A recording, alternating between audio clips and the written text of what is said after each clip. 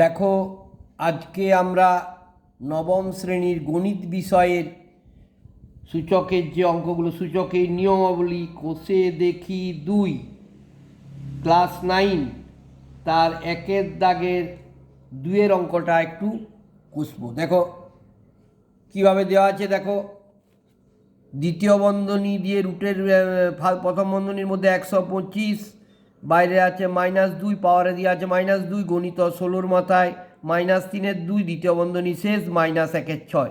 দেখো এখানে যখন আমার ব্র্যাকেটের উপর এখানে যখন -2 আছে পাওয়ারটা, এখানে আছে -3-2 দ্বিতীয় বন্ধনী দিয়ে, তার বাইরে একটা পাওয়ার আছে, মানে হচ্ছে কি না সব পাওয়ারগুলো আগে আমরা কী করবো, সহজ করার জন্য পাওয়ারে গুণ করে নেব।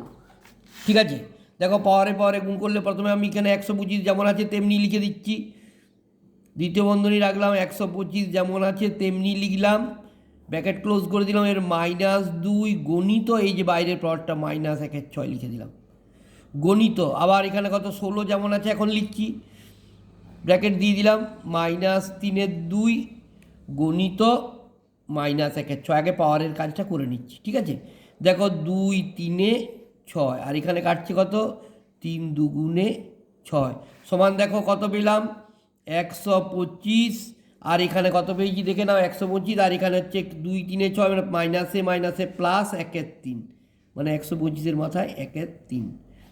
এখানে দেখো 16, আর দেখো 3-2-6 কেটে গেছে, তাহলে -1-2, আর এখানে -1-2 গুণ করলে মাইনাসে প্লাস 1-4।